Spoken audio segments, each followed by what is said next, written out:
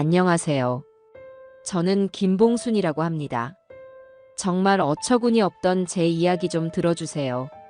아들놈 집으로 향하는 택시 안에서 저는 모처럼 만에 한껏 부풀어 오른 마음을 애써 감추고 있었습니다. 하나밖에 없는 귀한 자식이 장가가서 분가한 지 어언 2년. 그동안 이런저런 핑계로 아들 집에 며칠 묵어가는 것은 처음이었어요. 보고 싶었던 아들 얼굴도 실컷 보고 아직은 좀 서먹한 며느리 아이와 오순도순 이야기도 나누며 정을 붙여볼 생각이었습니다. 택시 창밖으로 보이는 풍경들이 정겹게 느껴질 만큼 기분이 좋았지요. 기사님, 저기 골목 초입에 세워주시면 됩니다. 고생하셨어요. 정성껏 쌓은 반찬통이 든 무거운 짐을 양손에 나눠들고 익숙한 대문 앞에 섰습니다. 초인종을 누르자 잠시 뒤 스피커 너머로 누구세요? 하는 무미건조한 며느리의 목소리가 들려왔습니다. 애미야, 나다. 시어미. 그제야 찰칵 하고 문이 열렸어요. 활짝 열린 문틈으로 저를 반기는 건 며느리의 환한 얼굴이 아니라 시큼털털한 음식물 냄새와 뒤엉킨 정체 모를 퀴퀴한 향기였습니다. 현관 바닥에는 언제부터 거기 있었는지 모를 택배 상자들이 아무렇게나 널브러져 있었고 한쪽 구석에는 각종 신발들이 자기 주장이라도 하듯 뒤엉켜 발 디딜 틈조차 마땅치 않았습니다. 어머니, 오셨어요. 거실 소파에 비스듬히 누워 스마트폰만 들여다보던 며느리 한예주가 고개만 까딱하며 인사를 건넸습니다. 그 모습에 부풀었던 마음이 풍선 바람 빠지듯 순식간에 사그라드는 기분이었어요. 그래, 우리 아들은 아직 퇴근 전인가 보구나. 저는 애써 웃으며 거실로 들어섰습니다. 거실 풍경은 현관보다 더하면 더했지 덜하지는 않았습니다. 소파 옆 탁자 위에는 다 먹은 배달 음식 용기들이 그대로 놓여 있었고 바닥에는 읽다 만 잡지책과 옷가지들이 아무렇게나 흩어져 있었습니다. 제 눈에는 집안의 모든 물건이 나 여기 있어요 하고 소리치는 것만 같았어요. 이걸 보고도 아무렇지 않게 누워있는 며느리를 보니 속에서부터 천불이 끓어오르는 듯 했습니다. 하지만 시작부터 싫은 소리를 할 수는 없는 노릇이지요. 아들 녀석 보기에도 좋지 않을 테고요. 저는 일단 들고 온 짐부터 부엌 한쪽에 조심스럽게 내려놓았습니다. 애미야, 힘들 텐데 뭘 이런 걸 다 들고 오셨어요. 예주가 그제야 몸을 일으키며 말했지만 그 목소리에는 고마움보다는 귀찮음이 더 묻어나는 듯 했습니다. 우리 아들 좋아하는 장조림이랑 밑반찬 몇 가지 좀 해왔다. 너도 같이 먹으면 좋지. 제 말에 예주는 그저 입꼬리만 살짝 올려 웃을 뿐 딱히 반기는 기색은 아니었어요. 저는 더 이상 말을 섞는 대신 두 팔을 걷어붙였습니다. 우선 코를 찌르는 냄새의 근원인 탁자 위 배달 음식 용기부터 치우기 시작했어요. 퉁퉁 불어터진 면 가닥과 벌건 국물이 엉겨붙은 그릇들을 보고 있자니 한숨이 절로 나왔습니다. 이걸 며칠이나 이렇게 뒀을까? 제가 낑낑거리며 그릇들을 부엌으로 옮기는 동안에도 예주는 소파에 앉아 스마트폰만 만지작거릴 뿐 도와줄 생각은 전혀 없어 보였습니다. 참자, 참아야 한다. 내 아들이 선택한 여자고 이제는 한 가족이 된 아이인데 제가 몇 번이나 속으로 되뇌었는지 모릅니다. 음식물 쓰레기를 따로 모아 봉투에 담고 그릇들을 싱크대에 담가둔 뒤에야 겨우 한숨을 돌릴 수 있었습니다. 그러고 나서 냉장고 문을 열어보았지요. 가져온 반찬들을 넣어둬야 하니까요.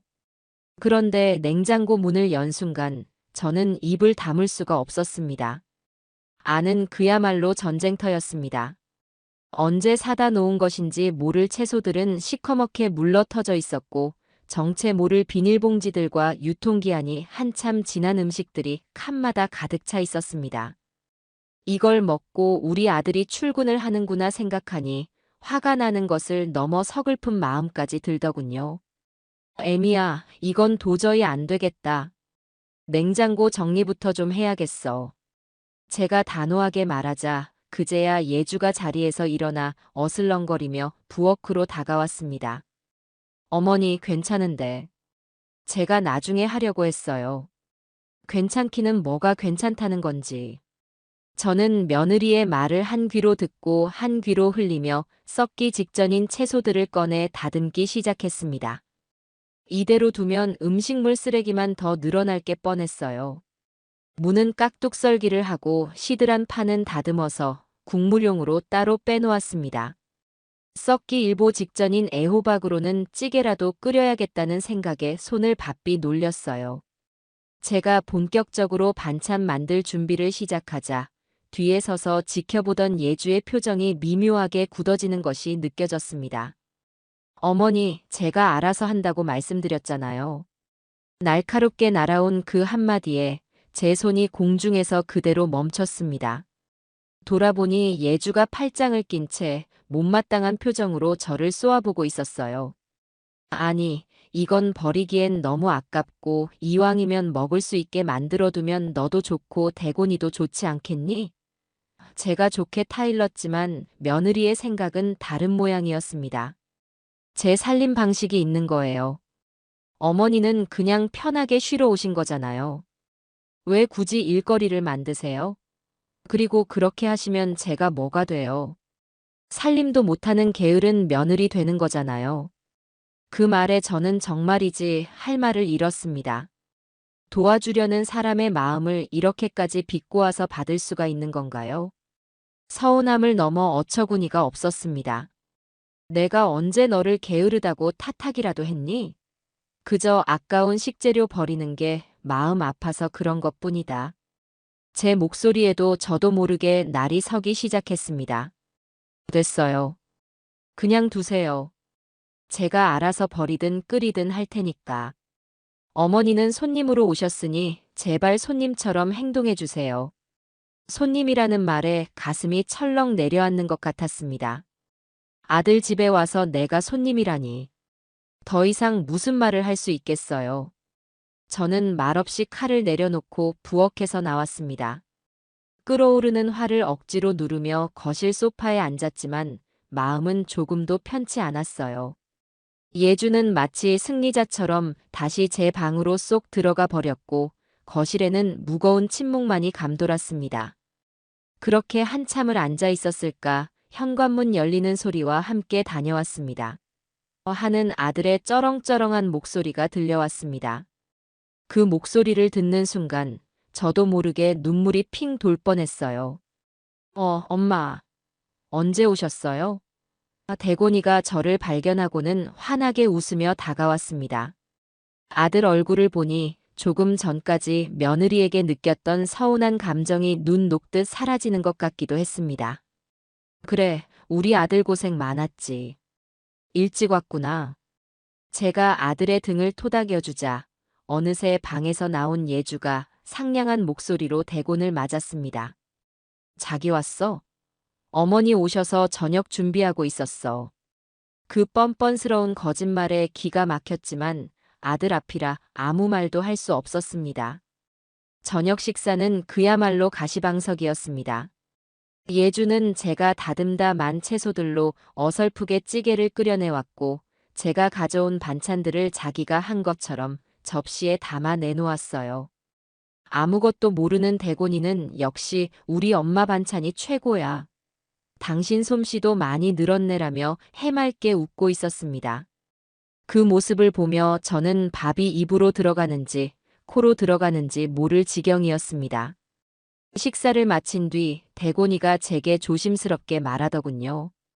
엄마, 그런데 나 내일 아침 일찍 지방으로 출장 가야 해. 1박 2일 일정이라 내일 모레 저녁에나 올 것 같아. 예상치 못한 소식이었습니다. 하필이면 제가 온 날에 맞춰 출장이라니. 며느리와 단둘이 이 집에서 꼬박 하루하고 반나절을 더 보내야 한다는 생각에 눈앞이 캄캄해졌어요. 어쩌나. 그럼 얼굴도 얼마 못 보겠네. 제가 아쉬운 목소리로 말하자 대곤이는 미안한 표정을 지었습니다. 그러게 말이야. 그래도 금방 다녀올게. 엄마, 있는 동안 불편한 거 있으면 예주한테 다 말하고. 예주야, 어머니 계시는 동안 잘 모셔야 한다. 알았지? 대곤이의 말에 예주는 세상에서 가장 상냥한 아내인 양 고개를 끄덕였습니다. 걱정하지 마, 자기야.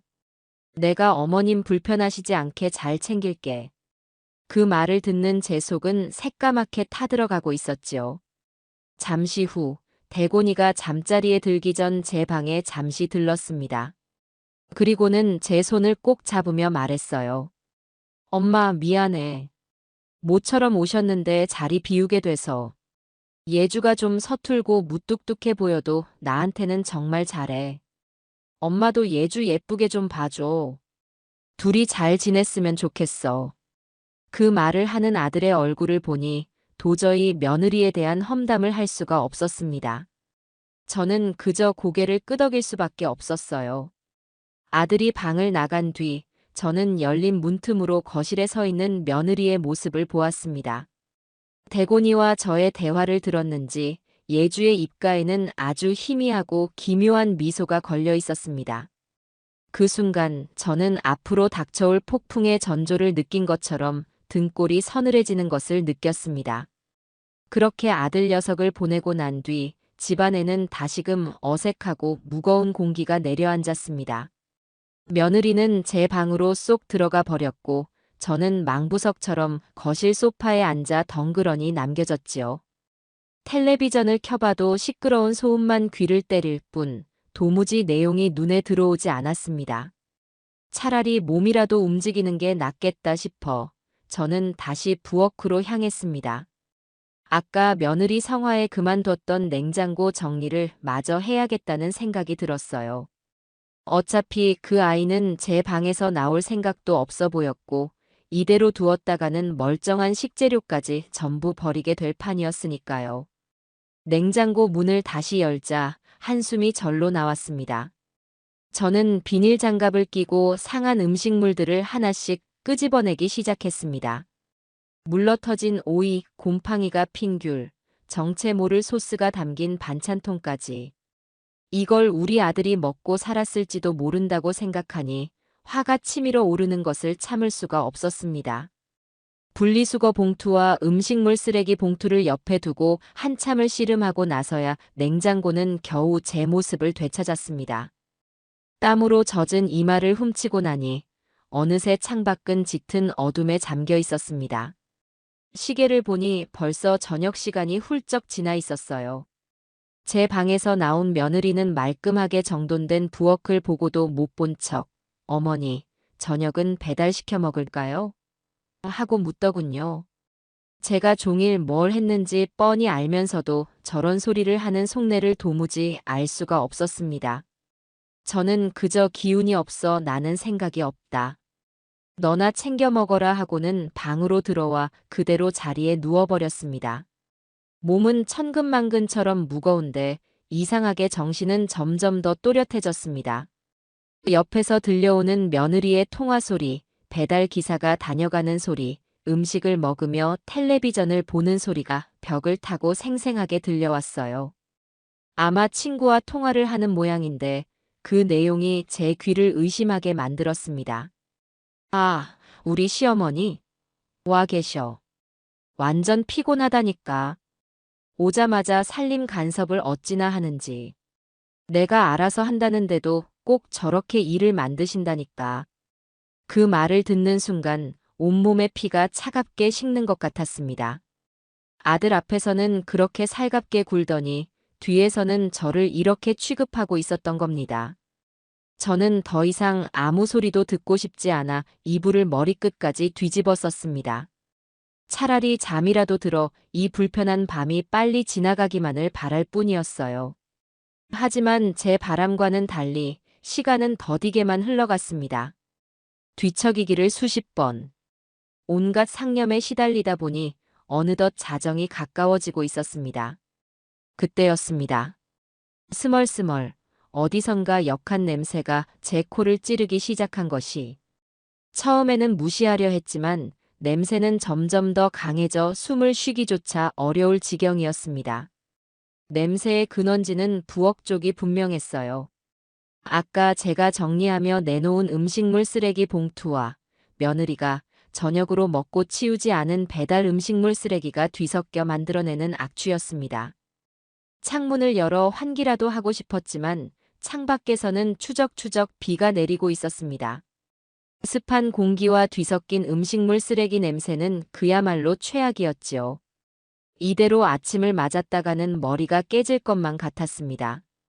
저는 한참을 고민했습니다. 이 밤중에 비까지 오는데 이걸 들고 나가야 하나. 하지만 냄새 때문에 도저히 잠을 이룰 수가 없었습니다. 그래, 까짓것 금방 다녀오면 되지. 내일 아침이면 냄새가 온 집안에 뵐 텐데 그보다는 지금 치우는 게 낫다. 저는 큰 맘을 먹고 자리에서 일어났습니다. 혹시나 며느리가 깰까 싶어 저는 발소리를 죽여가며 조심스럽게 방을 나섰습니다. 거실은 불이 꺼져 있었고 며느리의 방문은 굳게 닫혀 있었습니다. 깊이 잠든 모양이에요. 저는 안도의 한숨을 내쉬며 부엌으로 향했습니다. 음식물 쓰레기 봉투는 이미 물이 흥건하게 배어나와 바닥을 더럽히고 있었습니다. 저는 인상을 찌푸리며 봉투 입구를 단단히 동여매고 그 옆에 있던 재활용품이 담긴 봉투도 함께 챙겨 들었습니다. 혹시 몰라 스마트폰을 챙겨갈까 잠시 고민했지만 거실 탁자 위에 놓인 그것까지 가지러 가기가 귀찮았습니다. 비도 오고 잠깐이면 될 일인데 뭘. 그 아니란 생각이 앞으로 어떤 끔찍한 결과를 가져올지 그때의 저는 상상조차 하지 못했습니다. 현관으로 다가가 낡은 슬리퍼에 대충 발을 구겨 넣었습니다. 비에 젖지 않으려면 우산이라도 써야 했지만 양손에 쓰레기 봉투를 든 터라 그것도 여의치 않았습니다. 저는 현관문 손잡이를 잡고 최대한 조심스럽게 문을 열었습니다. 쾅! 소리를 내며 닫히지 않도록 문고리를 잡은 채 살짝만 열어두었어요. 바람이 불어도 저절로 닫히지 않을 만큼만. 문틈으로 서늘하고 축축한 밤 공기가 훅 끼쳐왔습니다. 옷깃을 여미며 밖으로 나서자 차가운 빗줄기가 제 머리와 어깨 위로 사정없이 쏟아져 내렸습니다. 순식간에 옷이 축축하게 젖어들었지만 되돌아갈 수는 없었습니다. 저는 종종 걸음으로 아들 집 마당을 가로질러 대문 밖 분리수거함으로 향했습니다. 플라스틱과 비닐을 각각의 수거함에 던져 넣고 가장 큰 골칫거리였던 음식물 쓰레기통 뚜껑을 열었습니다. 코를 찌르는 악취에 숨을 참으며 봉투를 통 안으로 던져 넣고 서둘러 뚜껑을 닫았지요. 이제 들어가기만 하면 된다. 그 생각에 저는 안도의 한숨을 내쉬며 몸을 돌렸습니다. 비를 맞으며 다시 현관문 앞에 섰습니다.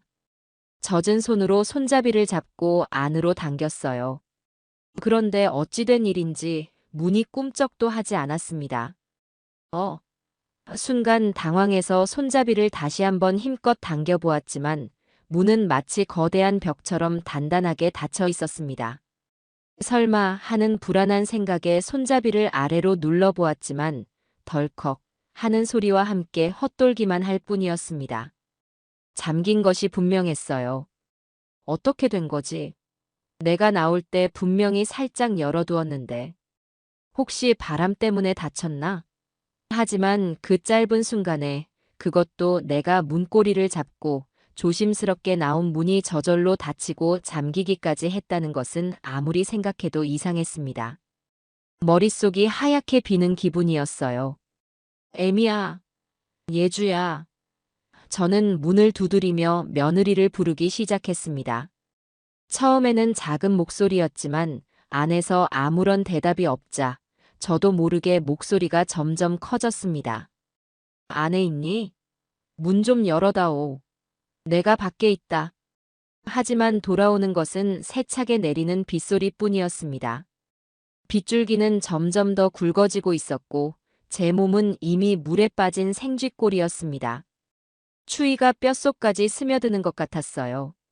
스마트폰을 가지고 나오지 않은 것이 천추의 한으로 남았습니다. 아들에게 전화를 하든 119에 신고를 하든 뭐라도 할 수 있었을 텐데. 저는 다시 한번 미친 듯이 문을 두드렸습니다. 쾅, 쾅, 쾅. 제발 누가 좀 들어다오. 한예주. 안에 있는 거 다 안다. 문 열어. 애원하던 목소리는 어느새 분노에 찬 고함으로 변해 있었습니다. 하지만 굳게 닫힌 문은 야속하게도 침묵을 지킬 뿐이었습니다. 이제 길에 지나다니는 사람도 차도 없는 깊은 밤. 저는 이 비를 맞으며 꼼짝없이 밤을 새워야 할지도 모른다는 공포에 휩싸였습니다. 그 순간이었습니다. 절망적인 심정으로 2층을 올려다보는데 며느리의 방 창문으로 희미한 불빛이 새어나오는 것이 보였습니다. 잠든 게 아니었구나. 안도감에 다시 한번 소리치려던 찰나 그 불빛이 마치 제 시선을 의식하기라도 한 듯 스르륵 하고 꺼져버렸습니다. 그 짧은 순간 제 머릿속을 스쳐 지나간 생각은 번개와도 같았습니다. 저건 일부러다. 며느리는 잠든 게 아니었어요.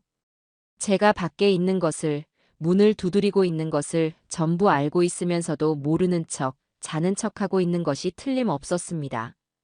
문이 저절로 잠긴 것이 아니라 저 아이가 내가 나간 것을 확인하고 일부러 안에서 문을 잠가버린 겁니다. 그 사실을 깨닫는 순간 온몸에 피가 역류하는 듯한 충격과 함께 비에 젖어 차갑던 몸이 오히려 활활 불타오르는 것 같았습니다. 제가 밖에서 이 비를 맞으며 무슨 일을 당하든 상관없다는 뜻이겠지요. 아니, 어쩌면 무슨 일이 생기기를 바라고 있는지도 모릅니다. 분노를 넘어선 무언가가 제 가슴 속에서부터 꾸역꾸역 기어 올라왔습니다. 그래, 한예주. 너는 지금 이 시어미에게 돌이킬 수 없는 잘못을 저지른 것이다. 저는 더 이상 문을 두드리지 않았습니다. 대신 불 꺼진 2층 창문을 악마가 살고 있을 그 방을 향해 차갑고도 강렬한 시선을 보내며 조용히 을조렸습니다. 오늘 밤 너는 절대로 그냥 넘어갈 수 없는 선을 넘었다. 내가 반드시 너가 한 짓을 천배 만배로 갚아주마. 빗소리만이 가득한 칠흑 같은 어둠 속에서 제 복수는 그렇게 조용히 그러나 그 무엇보다 뜨겁게 시작되고 있었습니다. 빗줄기는 조금도 약해질 기미를 보이지 않았습니다. 오히려 밤이 깊어갈수록 더욱 거세게 제 몸을 때렸지요. 온몸은 이미 감각이 없을 정도로 차갑게 식어버렸지만 제 머릿속은 그 어느 때보다 맑고 차갑게 깨어 있었습니다. 며느리에 대한 배신감과 분노가 이성과 감각을 마비시킨 모양입니다. 이대로 현관문 앞에서 밤을 지새울 수는 없는 노릇이었어요. 그러다가는 정말 큰일이 날 것 같았습니다. 저는 주변을 둘러보며 비라도 피할 만한 곳을 찾기 시작했습니다. 아들 집은 마당이 딸린 작은 2층 주택이었고 다행히 집 옆쪽으로 작은 정원 창고가 하나 보였습니다. 평소에는 각종 원예 도구나 낡은 살림살이들을 넣어두는 곳이었지요. 문이 잠겨있지 않기만을 바라며 저는 휘청거리는 걸음으로 창고를 향해 발을 옮겼습니다. 삐걱거리는 낡은 나무 문은 다행히도 자물쇠 없이 닫혀만 있었습니다. 문을 열자 퀴퀴한 흙냄새와 곰팡이 냄새가 코를 찔렀지만 지금은 그런 것을 가릴 처지가 아니었습니다. 일단 사납게 쏟아지는 비를 피할 수 있다는 것만으로도 감지덕지했지요. 창고 안은 칠흑처럼 어두웠습니다. 저는 벽을 더듬어 안으로 들어선 뒤 문을 닫았습니다. 빗소리가 조금은 멀어지는 듯 했지만 대신 축축하고 냉랭한 공기가 온몸을 감싸왔습니다. 덜덜 떨리는 몸을 웅크리고 차가운 시멘트 바닥에 주저앉았습니다. 서러움이 복받쳐 올라 눈물이 쏟아질 법도 한데 이상하게 눈물 한 방울 나오지 않았습니다. 눈물 대신 차가운 분노만이 제 안에서 이글거리며 타오르고 있었어요. 한예주, 감히 나에게, 하나밖에 없는 아들을 낳아준 시어미에게 이런 짓을 해? 그 아이의 웃는 얼굴 뒤에 숨겨진 악마 같은 본성을 떠올리니 치가 떨리는 것을 참을 수가 없었습니다. 얼마나 그렇게 앉아 있었을까요? 추위에 온몸이 사시나무처럼 떨리기 시작했습니다. 이대로 있다가는 정말 얼어 죽을지도 모른다는 생각이 들었어요. 덮을 만한 것이라도 찾아야 했습니다. 저는 자리에서 일어나 칠흑 같은 어둠 속에서 손을 뻗어 주변을 더듬기 시작했습니다. 손에 잡히는 것은 차가운 쇠스랑 자루, 먼지 쌓인 낡은 화분, 그리고 버려진 비닐 포대 같은 것들 뿐이었습니다. 그러다 제 손끝에 딱딱하고 커다란 무언가가 닿았습니다. 벽에 기대어 세워져 있는 그것은 단순한 상자라기보다는 꽤나 큼지막한 트렁크나 보관함에 가까웠습니다. 호기심의 표면을 더듬어 보니 앞부분에 묵직한 자물쇠가 걸려 있었습니다. 이렇게 낡고 허름한 창고에 자물쇠까지 채워 보관해야 할 만큼 중요한 물건이 대체 무엇일까? 의아한 생각이 들었습니다. 저는 그 상자를 바닥으로 끌어내렸습니다. 꽤나 무거워서 젖은 몸으로 그걸 옮기는 것은 쉽지 않은 일이었습니다. 상자를 바닥에 눕히고 자물쇠를 살펴보았습니다. 오래되었는지 벌겋게 녹이 슬어 있었지요. 순간 제 머릿속에 섬광처럼 하나의 생각이 스쳐 지나갔습니다. 열어보자. 그것이 무엇이든 지금의 저에게는 거리낄 것이 없었습니다. 저는 주변을 더듬어 묵직한 돌멩이 하나를 찾아들었습니다. 그리고는 녹슨 자물쇠의 고리 부분을 힘껏 내리치기 시작했습니다. 쾅, 쾅. 둔탁한 소리가 좁은 창고 안을 울렸습니다. 몇 번을 내리치자 끽 하는 소리와 함께 낡은 자물쇠가 힘없이 부서져 나갔습니다. 저는 떨리는 손으로 상자의 덮개를 열었습니다. 그리고 그 안을 들여다본 순간 저는 제 눈을 의심하지 않을 수 없었습니다. 상자 안에는 낡은 창고와는 전혀 어울리지 않는 물건들이 가득 들어차 있었습니다. 더스트백에 고이 쌓인 수십 개의 화려한 가방들. 척 보기에도 수백만 원은 좋게 넘어 보이는 명품들이었습니다. 그뿐만이 아니었습니다. 가방들 사이사이에는 고급 시계 상자와 번쩍이는 액세서리 상자들이 빈틈없이 채워져 있었어요. 상자 안에서는 비싼 가죽 냄새가 확 풍겨왔습니다. 저는 홀린 듯이 가방 하나를 꺼내 들었습니다. 텔레비전에서나 보던 유명 연예인들이나 들고 다니는 바로 그 물건이었습니다. 이게 다 어디서 난 걸까? 맞벌이를 하는 아들 내외의 수입으로는 도저히 감당할 수 없는 수준의 사치품들이었습니다. 예주가 친정에서 물려받은 재산이라도 있다는 말은 들어본 적이 없는데 말입니다. 저는 상자 안을 더 깊이 뒤지기 시작했습니다. 그러다 제 손에 딱딱한 서류 뭉치 하나가 잡혔습니다. 비닐 파일에 곱게 끼워진 그것들을 꺼내 희미하게 창문으로 들어오는 달빛에 비추어 보았습니다. 그것은 다름 아닌 카드 명세서와 할부 계약서들이었습니다. 그리고 다음 순간 저는 제 심장이 바닥으로 쿵 하고 떨어지는 것을 느꼈습니다. 명세서 상단에 적힌 고객의 이름.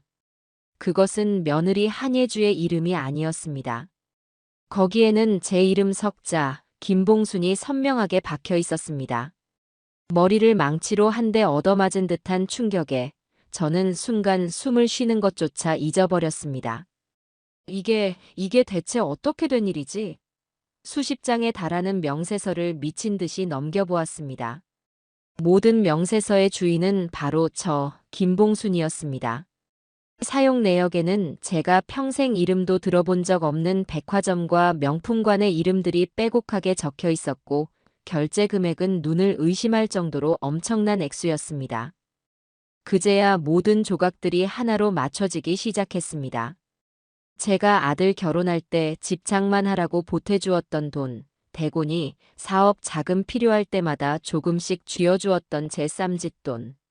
그 돈들이 전부 어디로 갔는지 이제야 알 것 같았습니다. 그리고 왜 예주가 이 명품들을 아무도 모르는 창고에 자물쇠까지 채워가며 숨겨두었는지도요. 이건 단순한 사치를 넘어선 명백한 범죄였습니다. 제 명의를 도용해 카드를 만들고 제 아들, 아니 제 돈으로 자기 욕심을 채운 겁니다. 그리고 오늘 밤 이 비밀을 아는 유일한 사람일지도 모르는 저를 이 비 오는 밤에 밖으로 내쫓고 문을 잠가버린 겁니다. 혹시라도 제가 이 사실을 알게 될까봐. 아니, 어쩌면 제가 이 추위에 잘못되기라도 해서 이 비밀을 영원히 땅속에 묻어버리고 싶었을지도 모를 일입니다. 저는 더 이상 춥지 않았습니다. 추위를 느낄 수 없었어요. 심장에서부터 시작된 불길이 온몸으로 번져나가는 것 같았습니다. 단순한 며느리와 시어머니 사이의 갈등이 아니었습니다. 이것은 저를 완벽하게 기만하고 제 인생을 담보로 자신의 욕망을 채운 한 인간에 대한 처절한 응징이 필요한 사건이었습니다. 저는 증거물들을 다시 상자 안에 차곡차곡 집어넣었습니다. 이제 이것들은 단순한 명품 가방이나 종이 뭉치가 아니에요.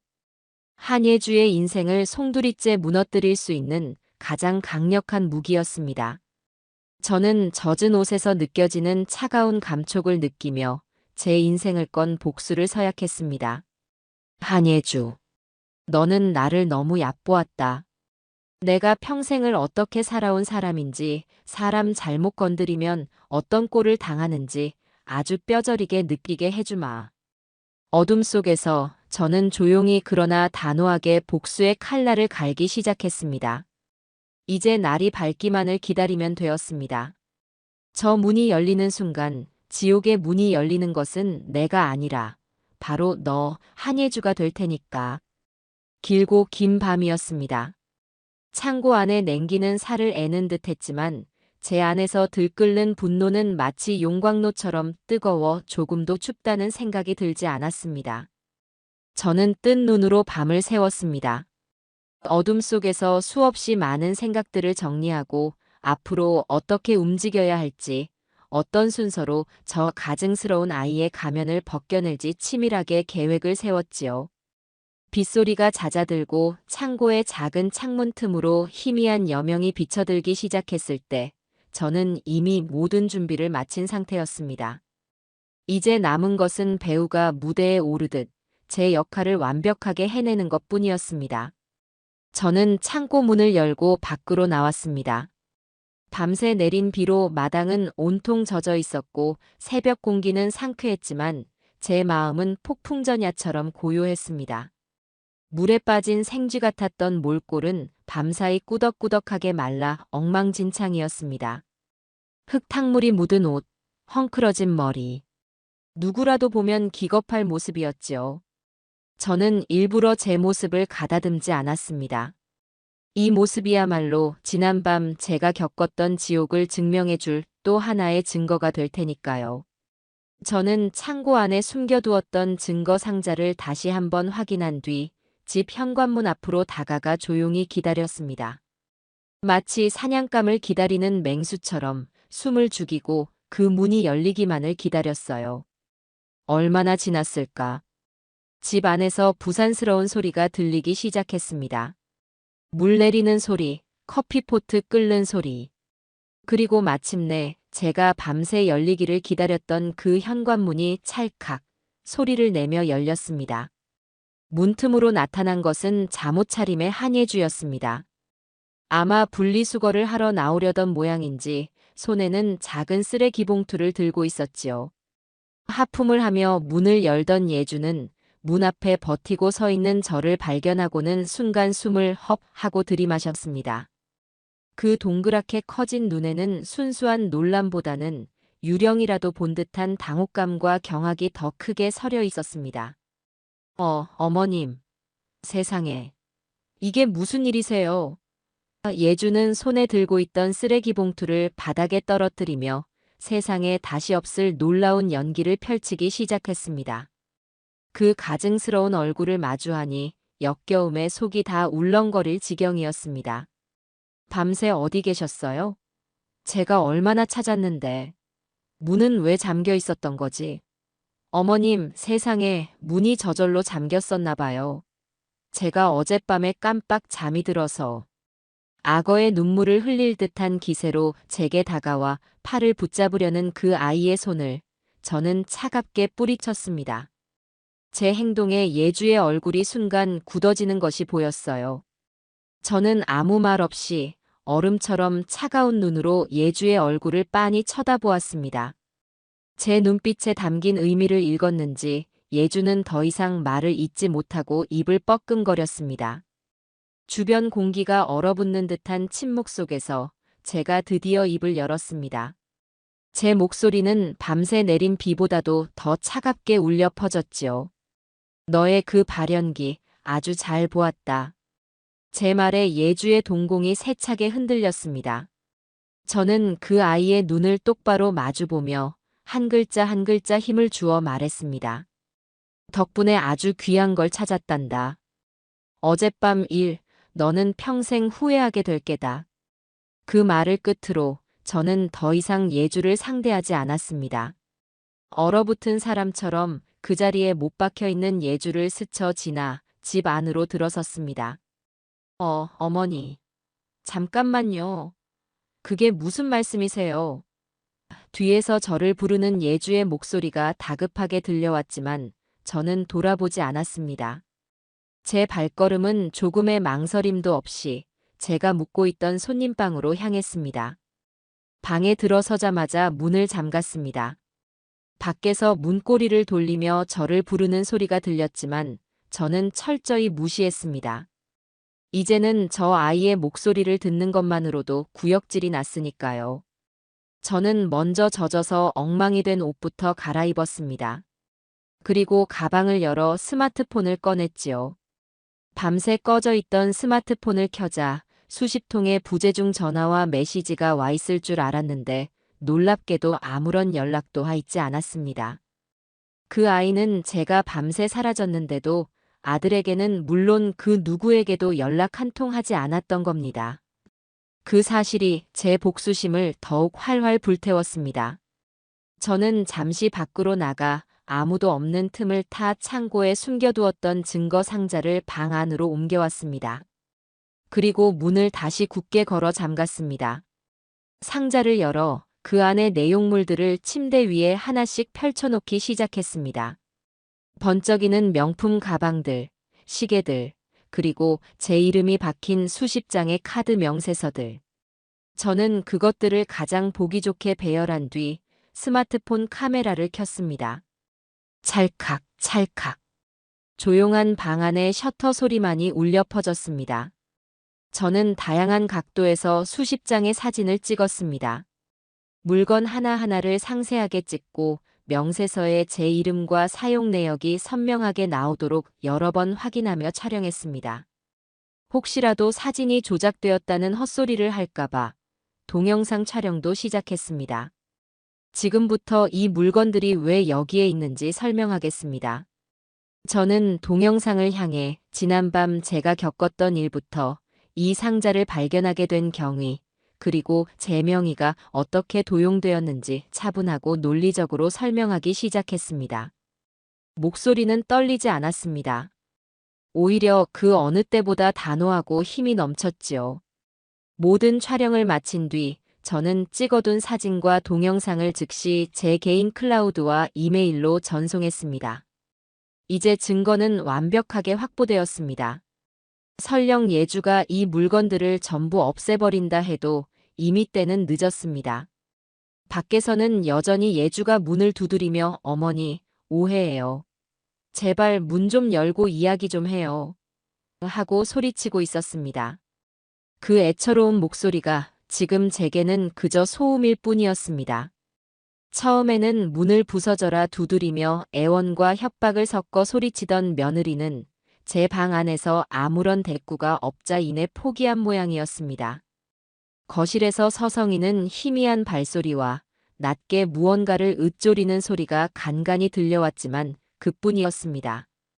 아마도 제 아들 대곤이가 돌아왔을 때를 대비해 자신의 알리바이를 어떻게 만들어야 할지 머리를 굴리고 있는 것이겠지요. 저는 그 모든 기척을 들으면서도 눈 하나 깜짝하지 않았습니다. 이미 제 손에는 저 아이의 숨통을 끊어놓을 칼자루가 단단히 쥐어져 있었으니까요. 이제 필요한 것은 단 하나, 이 모든 비극의 원인이자 동시에 해결의 열쇠가 될 아들이 돌아오는 것뿐이었습니다. 시간이 얼마나 흘렀을까요? 오후가 되자 출장을 떠났던 아들에게서 전화가 걸려왔습니다. 저는 잠시 망설이다 최대한 아무렇지 않은 목소리를 꾸며내며 전화를 받았습니다. 아들. 일은 잘 보고 있니? 제 목소리를 들은 대곤이는 안심한 듯 말했습니다. 응, 엄마. 이제 거의 마무리하고 출발하려고. 집에 별일 없지? 예주랑은 잘 지내고 있고. 그 순진한 물음에 헛웃음이 나올 뻔했지만 저는 가까스로 평정심을 유지했습니다. 그럼 별일이 있겠니? 조심해서 운전하고 오너라. 전화를 끊고 나니 거실에 있던 며느리가 제 방문 앞으로 다가와 묻더군요. 어머니, 대곤 씨예요? 이제 온대요? 그 목소리에는 숨길 수 없는 긴장감이 묻어 있었습니다. 저는 대답 대신 침묵을 선택했습니다. 저 아이가 제 불안감 속에서 스스로 얼마나 더 망가지는지 지켜보고 싶었거든요. 예상보다 조금 이른 저녁 무렵, 마침내 집 앞으로 익숙한 자동차 엔진 소리가 들려왔습니다. 그 소리는 마치 전쟁의 시작을 알리는 북소리처럼 제 심장을 울렸습니다. 저는 천천히 자리에서 일어나 흐트러짐 없는지 옷매무새를 가다듬었습니다. 거실에서는 며느리가 허둥지둥 현관으로 달려나가는 소리가 들렸습니다. 그리고 잠시 후 현관문 열리는 소리와 함께 자기야 하고 외치는 꿀을 바른 듯한 예주의 목소리가 집안을 가득 채웠습니다. 뒤이어 들려온 것은 엄마. 예주야. 나왔어. 하는 피곤함 속에서도 활기 넘치는 아들의 목소리였습니다. 그 목소리를 듣는 순간 저는 결심을 굳히고 방문 손잡이를 잡았습니다. 이제 막을 내릴 시간입니다. 제가 방문을 열고 거실로 나섰을 때 제 눈앞에 펼쳐진 것은 한편의 완벽한 연극이었습니다. 예주는 대곤이의 품에 안겨 서럽다는 듯 어깨를 들썩이며 울고 있었습니다. 자기야, 나 너무 무서웠어. 대곤이는 어쩔 줄 몰라 하며 아내의 등을 토닥이고 있었지요.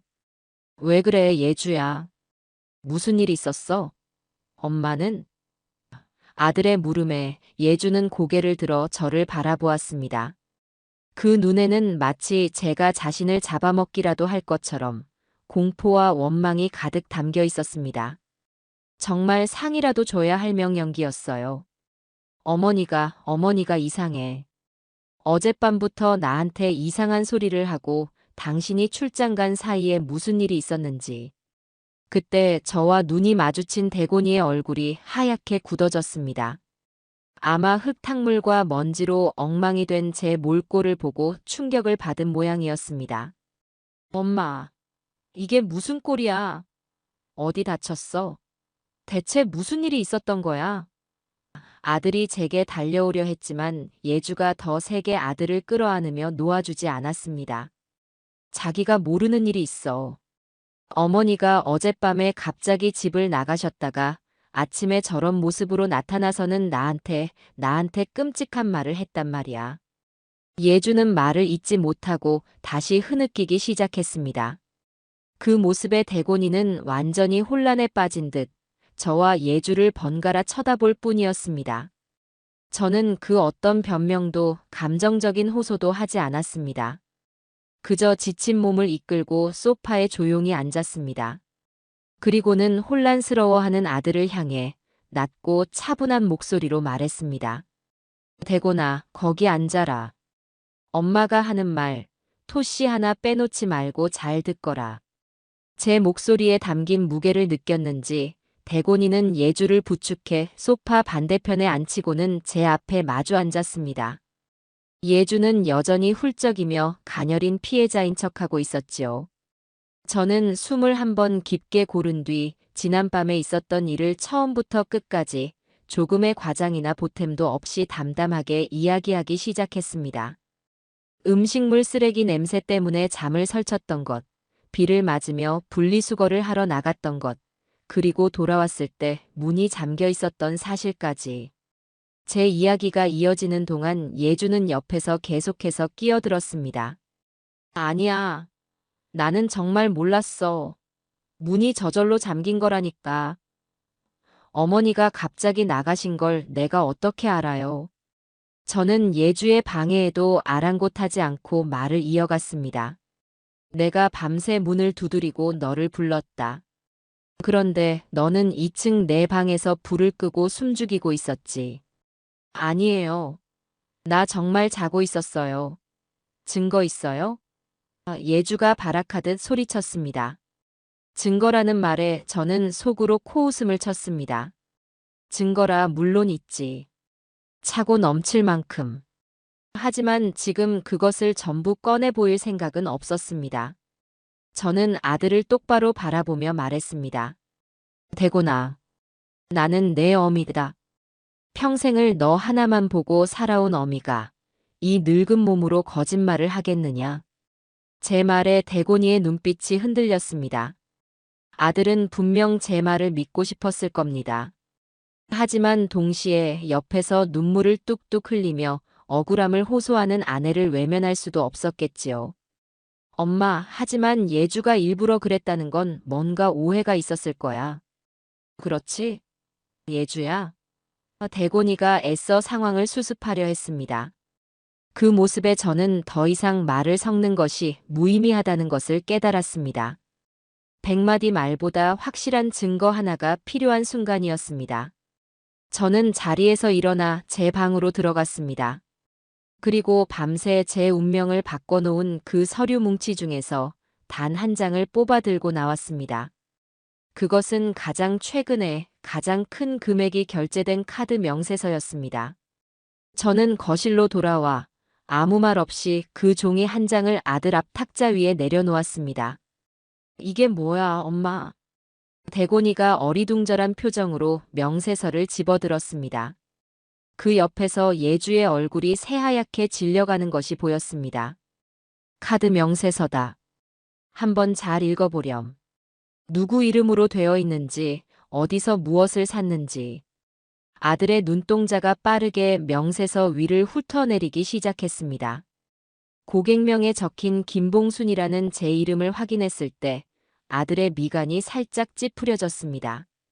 그리고 사용 내역에 적힌 듣도 보도 못한 명품 브랜드 이름과 수백만 원에 달하는 결제 금액을 보았을 때 아들의 표정은 의아함을 넘어 충격으로 변해갔습니다. 엄마, 이거 엄마 카드로 이런 걸 산 적이 없잖아. 이거 잘못된 거 아니야? 잘못된 건지 아닌지는 너가 직접 확인해 보면 알게 될 게다. 저는 침착하게 말했습니다. 옆에 있던 예주가 거의 비명에 가까운 목소리로 끼어들었습니다. 그거 봐요. 요즘 그런 범죄가 얼마나 많은데. 어머님 명의를 누가 도용해서 쓴 거라니까요. 내가 말했잖아요. 어머니가 나를 오해하고 있는 거라고. 그럴싸한 변명이었습니다. 하지만 저는 이미 그 아이의 수를 다 읽고 있었습니다. 저는 아들을 향해 마지막 한마디를 던졌습니다. 그 카드사에 지금 바로 전화해 보렴. 이 카드가 언제, 어디서, 누구에 의해 발급되었는지, 그리고 이 결제 내역이 정상적인 거래가 맞는지 내 귀로 직접 확인해 보거라. 제 말은 결정타였습니다. 대곤이는 더 이상 망설이지 않고 스마트폰을 꺼내 들었습니다. 예주는 자기야, 그럴 필요 없어. 내 말 못 믿어?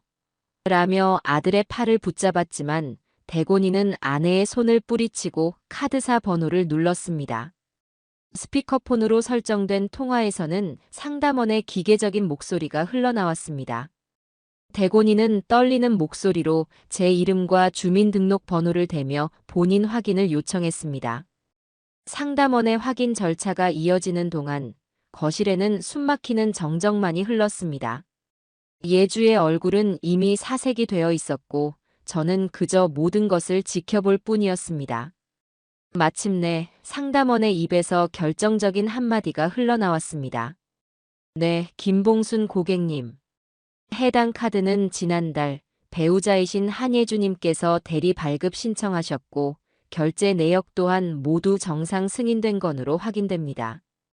그 순간 대곤이가 들고 있던 스마트폰이 손에서 미끄러져 바닥으로 떨어졌습니다. 거실에는 스마트폰이 쨍 하고 깨지는 소리만이 공허하게 울려 퍼졌습니다. 아들의 세상이 그리고 며느리의 거짓된 세계가 무너져 내리는 소리였습니다. 대곤이는 망연자실한 표정으로 바닥에 떨어진 스마트폰과 제 얼굴, 그리고 하얗게 질린 아내의 얼굴을 번갈아 쳐다보았습니다. 그 눈동자 속에서는 믿음이 배신으로 바뀌는 처절한 과정이 고스란히 보이고 있었어요. 예주야, 이게 대체 어떻게 된 거야? 아들의 목소리는 물에 젖은 솜처럼 힘없이 갈라져 나왔습니다. 옆에 있던 예주는 더 이상 연기를 할 수 없다는 것을 깨달았는지 다른 전략을 선택한 모양이었습니다. 갑자기 제 앞에 무릎을 꿇고 앉아 울며 매달리기 시작했습니다. 어머님, 제가 잘못했어요. 한 번만 용서해 주세요. 사실은 예주의 입에서는 믿을 수 없는 변명들이 쏟아져 나왔습니다. 친구들 사이에서 무시당하기 싫어서, 대곤 시기를 살려주고 싶어서, 딱 한 번만 그랬다는 둥, 앞뒤가 맞지 않는 말들을 눈물과 함께 버무려 쏟아냈습니다. 하지만 이미 두군 무너졌고 그 어떤 감언이설도 더 이상 아들의 귀에 들어가지 않는 듯 했습니다. 그래서 우리 엄마 명의를 도용해서 카드를 만들었어. 그래서 나한테는 돈 없다고, 생활비가 부족하다고, 그렇게 힘들다고 했던 거야? 대곤이가 허탈하게 웃으며 물었습니다. 그 웃음은 슬픔보다 더 깊은 절망을 담고 있었습니다.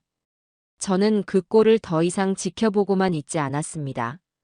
지금이야말로 저 아이의 마지막 숨통을 끊어놓아야 할 때였습니다. 저는 자리에서 일어나 제 방으로 다시 들어갔습니다. 그리고 잠시 후 양손에 묵직한 상자를 들고 나왔습니다. 지난밤 어두운 창고 안에서 제 운명을 바꿔놓았던 바로 그 상자였습니다. 제가 상자를 거실 탁자 위에 쿵 하고 내려놓자 무릎을 꿇고 있던 예주의 울음소리가 순간 멎었습니다. 그 눈이 공포로 물들어가는 것을 저는 똑똑히 보았습니다. 대곤이는 이게 또 무슨 상황인지 어리둥절한 표정으로 저와 상자를 번갈아 보았지요. 그 카드로 산 물건이 고작 명세서에 적힌 것뿐이라고 생각하면 오산이다. 저는 상자의 낡은 덮개를 열어젖혔습니다. 그러자 상자 안에 가득 들어있던 온갖 명품 가방과 시계들이 모습을 드러냈습니다.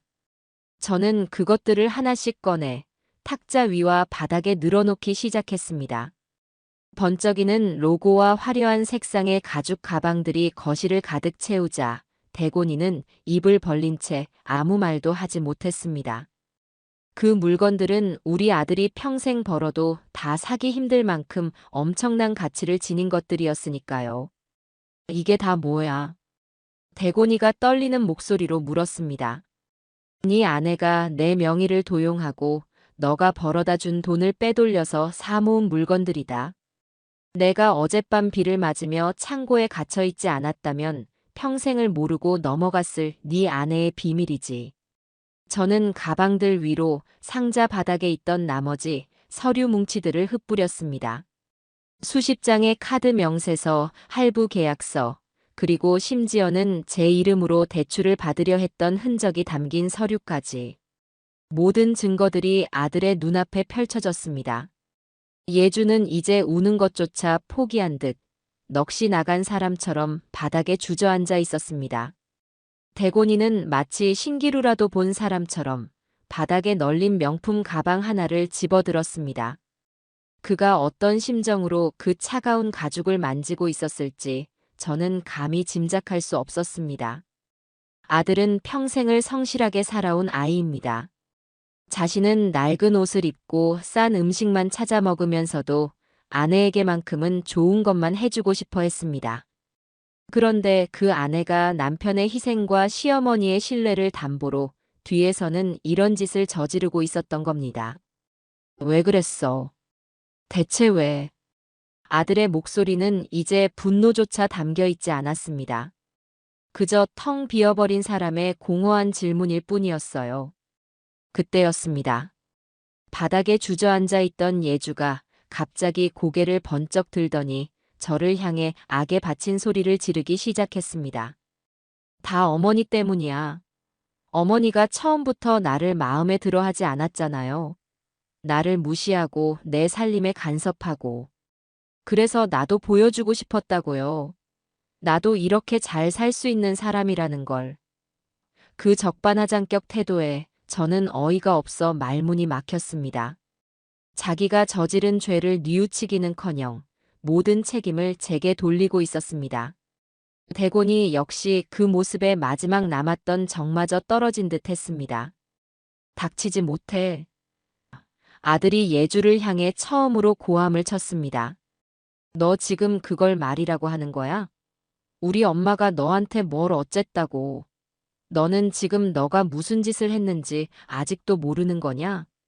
상황이 이렇게까지 되자 예주는 완전히 이성을 잃어버린 듯 했습니다.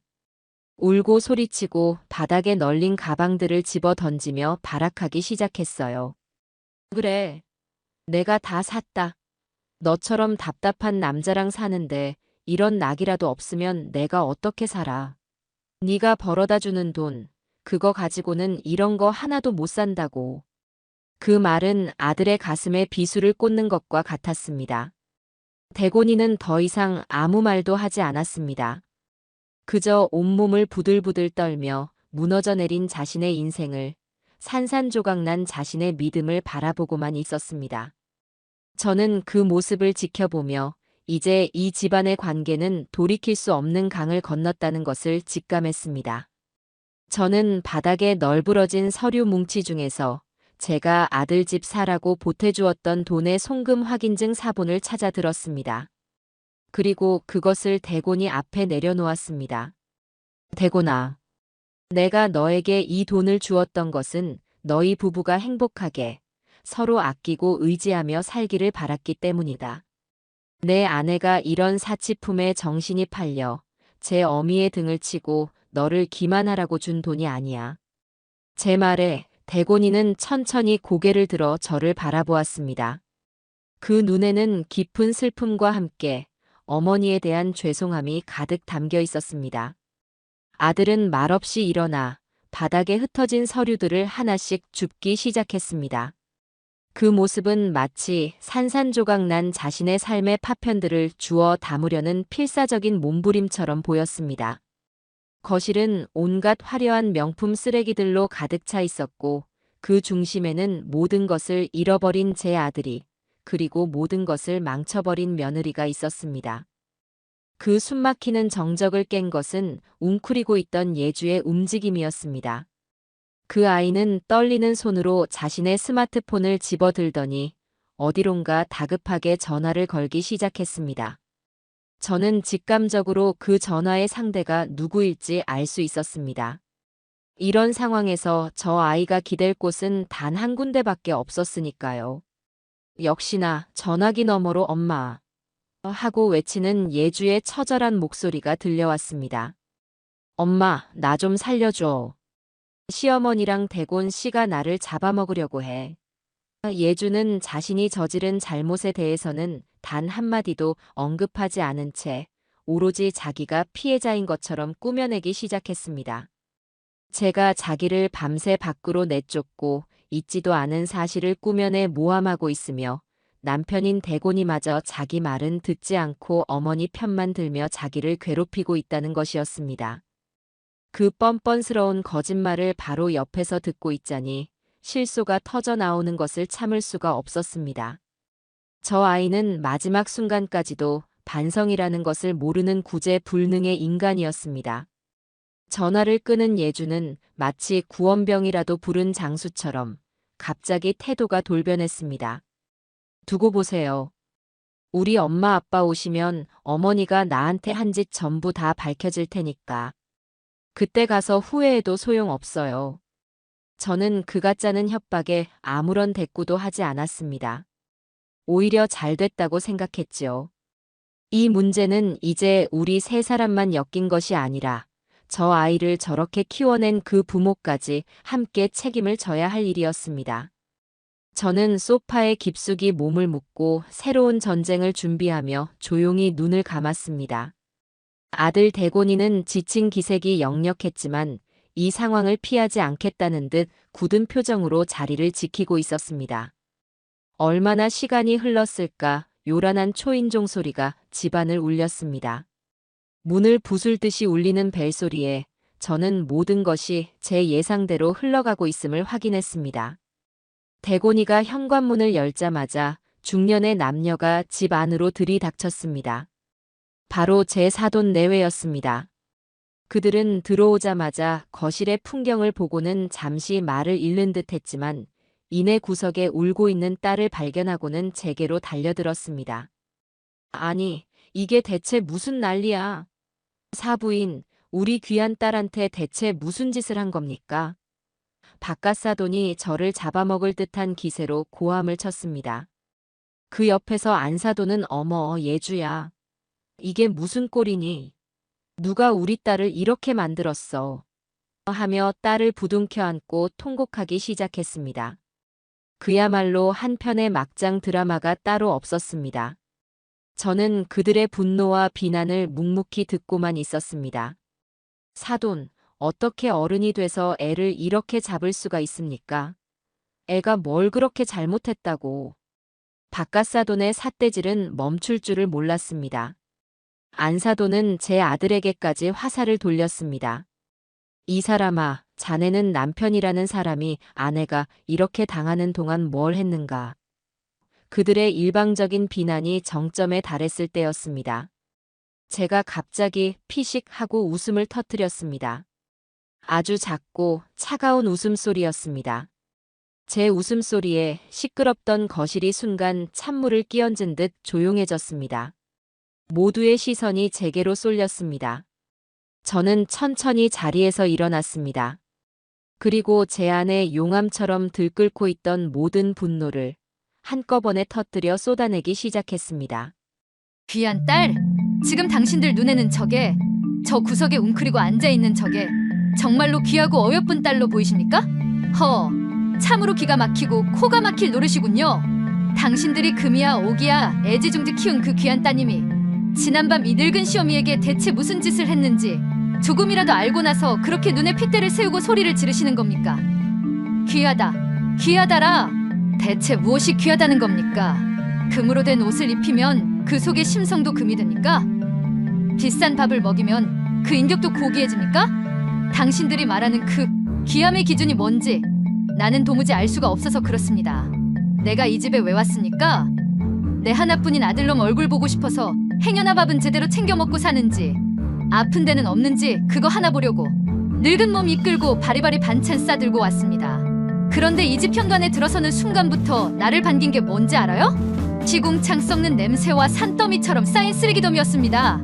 당신들 귀한 딸은 시어미가 허리가 휘도록 짐을 들고 와도 소파에 누워 손가락 하나 까딱 안 하더이다.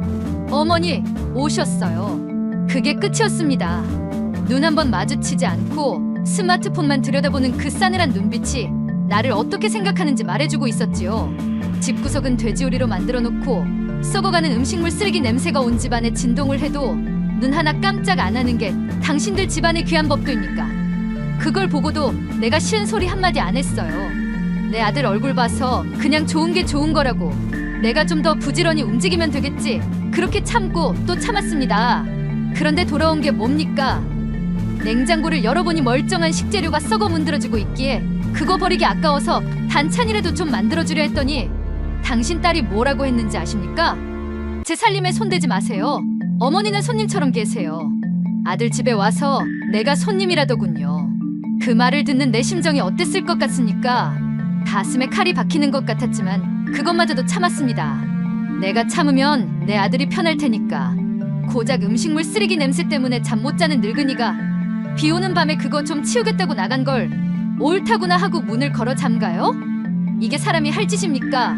짐승도 자기 새끼를 품는 어미에게는 이렇게까지 안 합니다. 내가, 바로 이 두 다리로 서 있는 내가 어젯밤 살을 애는 듯한 빗줄기를 온몸으로 맞으며 굳게 잠겨버린 이 현관문 앞에서 밤을 꼴딱 새웠습니다.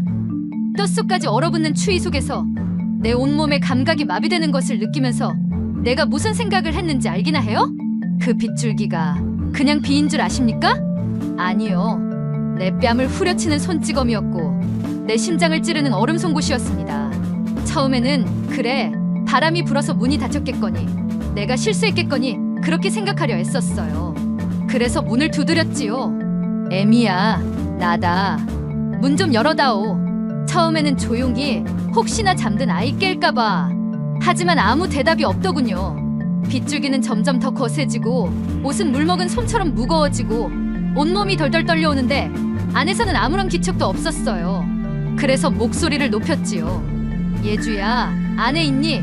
나 좀 살려다오. 내 목소리가, 내 절규가 빗소리에 묻혀 사라지는 걸 들으면서 얼마나 절망했는지 당신들은 상상도 못할 겁니다. 자동차 한 대 지나가지 않는 그 치읓 같은 어둠 속에서 내가 무슨 죄를 지어 이 나이에 이런 험한 꼴을 당해야 하나.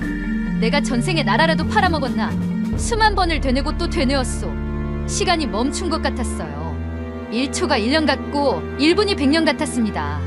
내 손가락은 감각이 없어지고 덜덜 떨리는 턱 때문에 이가 딱딱 부딪히는 소리가 귓가에 울리는데 그때, 바로 그때 저기 저 2층 창문으로 불빛이 새어나오는 걸 봤습니다.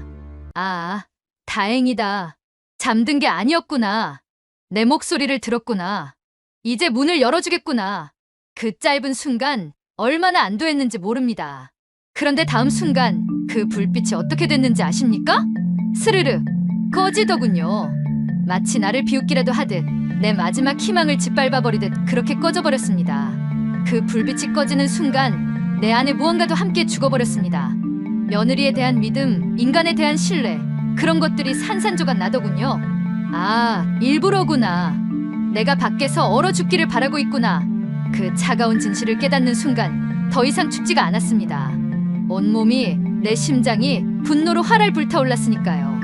당신들 귀한 딸이 저기 저 2층 방에서 불을 끄고 숨죽이고 있는 걸 내 두 눈으로 똑똑히 봤으면서도 나는 혹시나 내가 잘못 안 거겠지. 설마 사람이 저럴 수가 있을까? 내 아들이 사랑하는 여잔데 그럴 리가 없다고 그렇게 수백 번을 나 자신을 타이르고 또 타일렀어요. 그런데 결과가 뭡니까? 나는 짐승처럼 더럽고 냄새나는 창고에 웅크리고 앉아 밤을 새우고 당신들 금쪽 같은 딸은 따뜻하고 아늑한 침대에서 아주 편안하게 단잠을 주무셨더군요. 이게 당신들이 말하는 그 귀한 딸이 하는 짓입니까? 시어미가 밖에서 얼어 죽든 벼락을 맞아 쓰러지든 아무 상관없다는 그 악마 같은 신보가 당신들 집안의 귀한 가르침이었냔 말입니다. 입이 있으면 어디 말을 해봐. 한예주, 꿀먹은 벙어리처럼 그러고 있지 말고 네 부모님 앞에서 똑똑히 한번 말해보라고. 네가 나한테 무슨 짓을 했는지. 내 신분증은 어떻게 훔쳤니? 내 도장은 어디서 파왔어? 내가 평생을 자식 하나 보고 아끼고 모은 내 피 같은 돈으로 내 아들 집 사라고 보태준 그 돈을 어떻게 빼돌릴 생각을 했어? 내 이름으로 카드 만들 때 내 얼굴 한번 떠올려보기는 했니? 내 아들이 뼈 빠지게 벌어다 준 돈으로 저 철없는 명품 가방을 긁어댈 때 네 남편의 지친 어깨는 한 번이라도 생각해봤어? 내가 평생 구경도 못해본 그 프랑스제 가방, 그게 그렇게 갖고 싶더냐? 내 아들이 너한테 사준 결혼 반지보다 그 스위스제 시계가 더 소중했어? 네 몸에 걸친 그 잠옷, 네가 어젯밤 덮고 잔 그 이불 전부 내 아들이 피땀 흘려번 돈으로 산 거야. 그런데 감히 네가 내 아들의 어미를 그렇게 내쳐? 네 남편이 너를 얼마나 사랑하고 믿었는데 너는 그 믿음을 배신하고 역겨운 짓을 했어. 왜 말이 없어? 바닥에 널린 저 쓰레기들이 다 네가 한 짓이라고 소리치고 있는데 왜 너만 입을 다물고 있는 거냐고. 저 가방들이, 저 시계들이, 저 빚더미 서류들이 한예주가 범인이다라고 울부짖고 있는데 왜 너는 고개만 숙이고 있냔 말이다. 네가 지금 해야 할 일은 네 부모님 뒤에 숨어서 눈물이나 찔끔거리는 게 아니야. 이 모든 사람들 앞에, 특히 네 남편과 내 앞에 무릎 꿇고 네 죄를 하나도 남김없이 고백하고 석고대죄를 해도 모자랄 판이라고. 그런데도 너는 아직도 네 잘못이 뭔지 모르는 거냐? 아직도 이게 다 내 탓 같고 세상 탓 같아? 이제 저는 마지막으로 이 모든 비극의 근원인 당신들에게 묻겠습니다. 당신들 딸이 지금 어떤 표정을 하고 있는지 똑똑히 좀 보십시오. 더 눈에 단 한 방울의 반성이나 뉘우침이라도 보이십니까? 아니요. 내 눈에는 오직 일이 틀어져서 분하고 억울하다는 도끼만 서려 있습니다. 도대체 자식 교육을 어떻게 시켰기에 사람의 탈을 쓴 짐승을 감정이라고는 자기 자신밖에 모르는 괴물을 만들어 놓으셨습니까? 당신들도 알고 있었지요? 아니, 모를 리가 없지요. 제 딸이 분수에 맞지 않는 사치를 부리는 것을 보면서도 내 딸은 그럴 자격이 있다며 부추겼겠지요. 내 아들이 벌어다주는 돈으로는 어림도 없는 저런 물건들을 들고 와도 우리 사위가 능력 있나 보네 하면서 모른 척 눈 감아주셨겠지요. 그게 바로 당신들이 저 아이의 죄를 방조하고 공모한 것과 마찬가지란 말입니다. 비싼 옷 사주고 좋은 것만 먹여 키우면 다인 줄 아셨습니까? 그렇게 오냐오냐 머리 꼭대기까지 기어오르도록 키운 결과가 결국 남의 인생을 좀 먹고 사는 기생충이 된 것 아닙니까? 남의 돈을 도둑질하는 법을 가르치셨습니까? 제 입속을 위해서라면 가족도 윤리도 도덕도 헌신짝처럼 내버리는 그 지독한 이기심을 가르치셨어요? 아니면 자기 잘못은 조금도 뉘우치지 않고 자기가 이렇게 된 건 다 남 탓이라고 끝까지 우겨대는 그 뻔뻔함을 가르치셨습니까? 당신들이 오늘 이 자리에서 해야 할 일은 당신들 딸이 저지른 죄를 섣불리 덮어주는 게 아닙니다. 이 모든 사람 앞에 당신들이 먼저 무릎 꿇고 사죄하고 당신들 손으로 직접 저 아이의 썩어 빠진 근성을 도려내고 바로잡는 겁니다. 그러니 이제 당신들이 책임지세요. 당신들 딸이 싸지른 이 모든 똥 당신들이 직접 치우시란 말입니다. 저 빚더미, 저 상처 전부 다 당신들 몫입니다. 알기나 하세요? 이제 와서 제게 매달려봐야 아무 소용없습니다. 당신들 딸이 뿌린 씨앗 당신들이 거두세요. 당신들의 그 무책임함이 오늘 이 비극을 만들었으니 그 책임 제가 전부 다 물을 겁니다. 당신들의 그 잘난 딸이 저지른 모든 죄 당신들 손으로 직접 수습하세요. 더 이상 내 아들 인생에 그림자 드리우게 하지 마세요. 이 모든 고통의 대가 제가 반드시 받아낼 거니까 그런 줄 아세요. 알아쳐먹었어요? 제 안에 모든 것을 쏟아낸 거실에는 폭풍이 휩쓸고 지나간 듯한 무거운 침묵만이 남았습니다. 사돈 내외는 마치 벼락이라도 맞은 사람들처럼 넋이 나간 표정으로 그 자리에 못 박혀 있었습니다. 그들의 얼굴에서는 더 이상 저를 향한 분노나 억울함 따위는 찾아볼 수 없었습니다. 오직 자신들의 딸이 저지른 끔찍한 죄악의 무게에 짓눌린 참담함과 수치심만이 가득했지요. 안사돈은 더 이상 딸을 감싸 안지도 못한 채 떨리는 손으로 입을 가리고 있었고 기세등등하던 박갓사돈은 마치 10년은 늙어버린 사람처럼 고개를 푹 숙이고 있었습니다. 그 어떤 변명도 반박도 할 수 없는 완벽한 패배였습니다. 그 길고 긴 침묵을 깬 것은 제 아들 대곤이었습니다.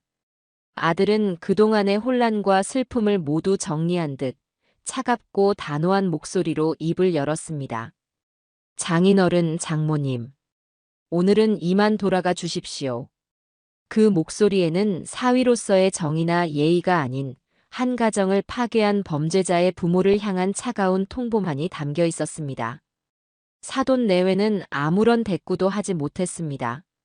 그들은 차마 제 얼굴은 쳐다보지도 못하고 웅크리고 있는 딸 예주를 한 번, 그리고 바닥에 널브러진 명품 가방들을 한 번 번갈아 본 뒤 말없이 몸을 돌려 현관으로 향했습니다. 그들의 뒷모습은 마치 전쟁에서 패하고 돌아가는 패잔병처럼 초라하고 무력해 보였습니다. 그렇게 그들은 자신들이 불러온 재앙의 현장에서 아무런 소리도 내지 못하고 조용히 퇴장했습니다. 사돈 내외가 떠나고 집안에는 다시 우리 세 사람만이 남았습니다. 하지만 이제 상황은 완전히 달라져 있었습니다. 예주는 더 이상 동정과 보호의 대상이 아닌 용서받을 수 없는 죄를 지은 범죄자일 뿐이었습니다. 대곤이는 바닥에 주저앉아 있는 아내를 마치 처음 보는 사람처럼 혹은 벌레를 보는 것처럼 차갑게 내려다보았습니다. 그리고는 제게로 다가와 제 앞에 깊이 고개를 숙였습니다. 어머니, 제가 다 잘못했습니다. 제가 너무 어리석어서 아무것도 모르고 어머니 마음고생시킨 거 정말 죄송합니다. 아들의 목소리는 죄책감으로 심하게 떨리고 있었습니다. 저는 말없이 그런 아들의 어깨를 감싸 안았습니다. 지금 이 순간 아들 역시 저 못지않은 피해자라는 것을 잘 알고 있었기 때문입니다. 됐다. 이제라도 알았으면 된 것이다. 저는 아들을 일으켜 세운 뒤 저 구석에 시체처럼 앉아있는 예주를 향해 턱짓했습니다. 저 아이는 이제 어쩔 셈이냐? 제 물음에 대곤이는 한참을 망설이다가 결심을 굳힌 듯한 표정으로 말했습니다. 어머니, 그래도 제가 선택한 사람인데 마지막 기회는 한 번 줘야 하지 않을까 싶어요. 아들의 말에 실망하기보다는 오히려 그게 제 아들다운 생각이라는 느낌이 들었습니다. 하지만 저는 더 이상 예전처럼 아들의 무른 마음에 모든 것을 맡길 생각이 없었습니다. 기회를 주더라도 그 방식은 제가 정해야 했습니다. 저는 아들을 제 옆에 앉히고 낮은 목소리로 제 생각을 이야기하기 시작했습니다. 대곤아, 내 마음은 이해한다. 하지만 기회라는 것은 반성할 준비가 된 사람에게만 주어져야 하는 거란다. 저 아이에게 기회를 주려면 그냥 용서한다고 넘어가는 식으로는 절대 안 돼. 뿌리부터 완전히 달라지지 않으면 똑같은 일이 반복될 뿐이다. 제 말에 아들은 굳은 표정으로 고개를 끄덕였습니다. 저는 소파에 다시 앉아 두 사람을 똑바로 쳐다보며 말했습니다. 좋다. 내 뜻이 그렇다면 마지막 기회를 주지. 하지만 공짜는 아니다. 내가 내거는 조건을 전부 받아들여야만 이 집에서 내 아내로 계속 살 수 있을 게다. 제 말에 대곤이는 고개를 끄덕였고 예주는 겁에 질린 눈으로 저를 올려다보았습니다. 저는 손가락을 하나씩 펴 보이며 저 아이가 지켜야 할 조건들을 나열하기 시작했습니다. 첫째, 지금 당장 이 자리에서 나에게 진심으로 무릎 꿇고 사죄할 것. 어설픈 눈물 연기는 집어치우고 너가 나에게 무슨 잘못을 했는지 네 입으로 하나하나 고백하며 용서를 빌어라. 네 거짓말로 나를 기만했던 것, 내 명의를 도용해 나를 범죄자로 만든 것, 그리고 비 오는 밤에 나를 밖으로 내쫓아 죽음의 공포를 느끼게 한 것까지. 전부 다. 둘째, 저기 널브러져 있는 명품 쓰레기들. 저것들을 단 하나도 빼놓지 않고 내일 당장 내 눈앞에서 전부 처분해야 한다. 중고시장에 내놓든 어디에 팔든 그렇게 해서 생긴 돈으로 너가 내 이름으로 만든 카드빚과 대출금을 전부 갚아라. 단 한 푼이라도 부족하면 네 부모에게 가서 받아오든 어디서 일을 해서 갚든 네 힘으로 해결해야 할 것이다. 다시는 저런 허영 덩어리들이 이 집에 발붙이지 못하게 한다는 증거를 네 스스로 보여야 한다. 셋째, 이제부터 이 집의 모든 경제권은 대곤이에게 넘긴다. 너는 신용카드 한 장 가질 수 없으며 매일 아침 대곤이에게서 딱 필요한 만큼의 현금만 받아서 생활해라. 돈의 무서움과 귀함을 네 스스로 깨달아야 한다는 뜻이다. 그리고 당장 내일부터 나가서 직장을 구해. 네가 밤늦게까지 아르바이트를 하든 허드렛 일을 하든 네 손으로 돈을 벌어서 이 집에 보태. 다시는 내 아들 등골 빼먹을 생각은 꿈도 꾸지 마라. 그리고 마지막 넷째. 이 모든 것을 앞으로 평생 단 한 번의 불평 없이 지키겠다고 약속해라. 만약 이 중에서 단 하나라도 어기거나 뒤에서 또 다른 꿍꿍이를 꾸미다 걸리면 그날로 나는 너를 절도와 사문서 위조로 고소하고 너와 내 아들은 이혼이다. 알겠느냐? 제 말은 가혹한 최후 통첩이었습니다. 그것은 한 인간의 허영과 거짓된 삶을 완전히 해체하고 밑바닥부터 다시 시작하라는 명령이나 다름없었습니다. 대곤이는 제 조건을 듣고 잠시 충격을 받은 듯 했지만 이내 그것이 예주가 다시 태어날 수 있는 유일한 길임을 깨달았는지 굳은 표정으로 아내를 바라보았습니다. 들었지? 어머니 말씀이 내 말이야. 이게 너한테 주는 마지막 기회다. 어떻게 할래? 아들의 마지막 질문에 예주는 고개를 들었습니다. 저는 그 순간 저 아이의 눈에서 깊은 뉘우침이나 반성의 기미를 조금이라도 찾아보려 했습니다. 하지만 제 눈에 보인 것은 그런 것이 아니었습니다. 예주는 잠시 동안 무언가를 계산하는 듯한 표정을 짓더니 이내 비굴한 미소를 지으며 말하더군요. 알았어요, 할게요. 다 할게요. 그러니까 우리 이혼만은 하지 말아요, 네. 자기야. 그 모습에 저는 오히려 더 큰 혐오감을 느꼈습니다. 저것은 진정한 반성이 아니었습니다. 그저 이 위기를 모면하기 위한 또 다른 연기에 불과했지요. 하지만 대곤이는 마지막 희망이라도 걸어보고 싶었는지 예주의 대답에 작게 한숨을 내쉬었습니다. 그러나 그 희망은 산산조각 나는데 그리 오랜 시간이 걸리지 않았습니다. 예주가 교활하게 조건을 덧붙였기 때문입니다. 그런데 자기야 다른 건 다 하겠는데 저 가방들 전부 다 파는 건 너무하잖아. 딱 하나만, 내가 제일 아끼는 거 딱 하나만 남겨주면 안 될까? 응. 그 한마디에 대곤이의 얼굴에서 마지막 남았던 미련이 산산이 부서져 나가는 것이 보였습니다. 너는 정말 끝까지. 아들이 허탈하게 중얼거리는 순간 예주는 상황이 다시 불리하게 돌아가는 것을 느끼고는 본색을 드러냈습니다. 그 아이는 갑자기 자리에서 벌떡 일어나더니 미친 사람처럼 웃기 시작했습니다. 하하. 지금 나보고 그렇게 살라고요? 내가 왜요? 내가 뭘 그렇게 잘못했는데요? 예주의 마지막 남은 이성이 완전히 끊어져 버린 듯 했습니다. 그래요, 내가 샀어요.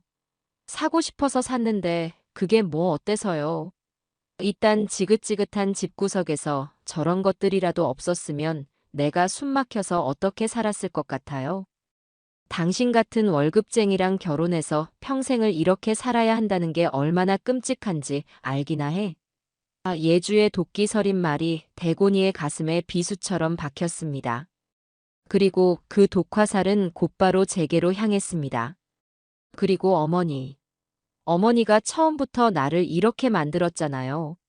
사사건건 간섭하고 나를 무시하고. 그래서 나도 한번 보여주고 싶었어요. 나도 이렇게 잘난 사람이라는 거, 나도 이런 거 마음껏 누릴 자격이 있다는 거. 결국 다 어머니 탓이라고요. 그 말은 저 아이에게는 단 한 톨의 갱생 가능성도 남아있지 않다는 명백한 증거였습니다. 마지막 동아줄마저 스스로 걷어차 버린 겁니다. 대곤이는 더 이상 아무런 미련도 남지 않은 듯 텅 빈 눈으로 아내를 바라보았습니다. 그리고는 지친 목소리로 그러나 그 무엇보다 단호하게 말했습니다. 나가. 이 집에서 그리고 내 인생에서 당장 나가. 그것으로 모든 것은 끝이 났습니다. 예주의 마지막 발악은 결국 제 복수를 완성시키는 마지막 퍼즐 조각이 되어 주었을 뿐이었습니다. 집안에는 잠시 동안의 정적만이 흘렀습니다. 그 아이는 제 아들의 마지막 통보를 듣고도 현실을 부정하는 듯 멍하니 그 자리에 서 있었습니다. 아마도 자신이 그렇게 막 나가도 대곤이가 마지막에는 자신을 붙잡아 주리라 믿었던 모양입니다. 하지만 대곤이는 이미 모든 것을 마음속에서 정리한 듯 차갑게 돌아설 뿐이었습니다. 내일 당장 변호사부터 만나러 갈 거다. 짐 싸서 나갈 준비나 해. 그 말을 끝으로 아들은 자기 방으로 들어가 문을 닫아버렸습니다. 이제 거실에는 저와 모든 것을 잃어버린 며느리 단둘만이 남았습니다. 다음 날 아침, 저는 아들과 함께 곧바로 변호사 사무실을 찾아갔습니다. 밤새 한잠도 못 잔 아들의 얼굴은 몹시 수척해 보였지만 그 눈빛만은 흔들림이 없었습니다. 저는 변호사 앞에 제가 확보해둔 모든 증거 자료들을 내려놓았습니다. 제 명의로 된 카드 명세서, 할부 계약서, 대출 시도 서류, 그리고 수십 개의 명품들을 찍어둔 사진과 동영상까지. 변호사는 자료들을 꼼꼼히 검토하더니 안경을 고쳤으며 말했습니다. 이건 단순한 부부싸움이나 고부 갈등의 차원이 아니군요. 명백한 사문서 위조, 절도, 사기죄가 성립됩니다. 마음만 먹으면 실형을 살게 할 수도 있는 중범죄입니다. 변호사의 사무실은 깔끔했지만 그가 내뱉는 단어들은 서늘하기 그지없었어요. 그는 서류들을 하나씩 넘기며 부연 설명을 덧붙였습니다. 어머님 명의를 도용해 카드를 발급받은 것은 사문서 위조 및 동행사죄, 그 카드를 사용한 것은 사기죄, 그리고 아드님 돈을 몰래 빼돌린 부분은 횡령죄까지도 적용이 가능합니다. 증거가 워낙 명백해서 상대방이 빠져나가기는 거의 불가능해 보입니다. 변호사의 말을 듣는 아들의 어깨가 희미하게 떨리는 것을 보았습니다. 아무리 미워도 한때는 사랑했던 아내인데 그 사람을 범죄자로 감옥에 보낸다는 것은 상상하기 힘든 일이겠지요. 변호사는 그런 아들의 마음을 읽었는지 다른 제안을 했습니다. 일단 이 증거들을 바탕으로 상대방에게 이혼 소송 및 재산 분할, 그리고 명의도용에 대한 손해배상 청구 소송을 동시에 진행하는 것이 좋겠습니다. 아마 저쪽에서는 형사 고소를 피하기 위해서라도 최대한 합의를 보려고 할 겁니다. 우리는 그걸 이용해서 우리가 원하는 모든 조건을 받아낼 수 있습니다. 위자료는커녕 재산 분할도 한 푼 해줄 수 없다고 버틸 수 있는 강력한 무기를 쥐고 계신 겁니다. 저는 변호사의 제안에 고개를 끄덕였습니다.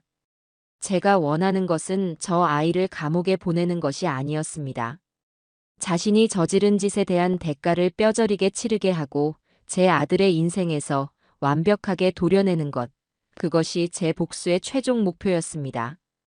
상담을 마치고 나오려던 순간 문득 한 가지 생각이 떠올랐습니다. 변호사님, 혹시 모르니 증거를 하나 더 확보해두면 좋지 않을까요? 저는 지난밤 예주가 증거 있어요? 라며 발악하던 모습과 제가 문을 두드릴 때 옆집에서 누군가 창밖을 내다보던 희미한 기억을 떠올렸습니다. 제가 밤새 문을 두드릴 때 옆집에서 그 소리를 들었을지도 모릅니다. 혹시 그 집 블랙박스나 CCTV에 뭐라도 찍혔을지. 제 말에 변호사의 눈이 빛났습니다. 아주 좋은 생각입니다.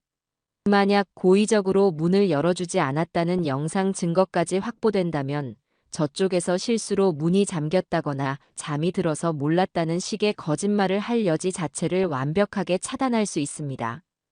그건 소송에서 압도적으로 유리한 고지를 점하는 결정적인 증거가 될 겁니다. 우리는 그 길로 바로 옆집을 찾아갔습니다. 다행히 옆집 주인은 지난밤의 소동을 기억하고 있었습니다. 아이고, 어르신. 밤새 무슨 일 있으셨어요? 쿵쿵거리는 소리에 잠을 다 설쳤네. 그는 걱정스러운 얼굴로 말했습니다. 저는 자초지종을 설명하고 혹시 차량 블랙박스에 뭐라도 찍혔을지 확인을 부탁했습니다. 옆집 주인은 기꺼이 협조해 주었고 우리는 그의 차 안에서 지난밤의 블랙박스 영상을 함께 확인했습니다. 작은 화면 속에 지난밤의 악몽이 고스란히 재현되고 있었습니다. 비를 흠뻑 맞은 제가 애타게 현관문을 두드리고 목이 쉬어라 소리치는 모습이 처절하게 담겨 있었어요. 그리고 결정적인 순간 2층 며느리의 방 창문에 사람 그림자가 나타났다가 마치 밖을 확인이라도 하듯 잠시 멈칫하더니 황급히 불을 끄고 사라지는 모습까지 선명하게 찍혀 있었습니다. 그 영상을 보는 순간 옆에 있던 아들은 아무 말 없이 입술을 깨물었고 그 눈에는 마지막 남았던 연민마저 사라지고 차가운 분노만이 남았습니다. 저는 조용히 주먹을 쥐었습니다. 이것으로 한예주가 빠져나갈 수 있는 마지막 구멍까지 완벽하게 틀어막은 셈이었습니다. 변호사를 통해 내용 증명이 전달되자 예주와 그 집안은 발칵 뒤집혔습니다.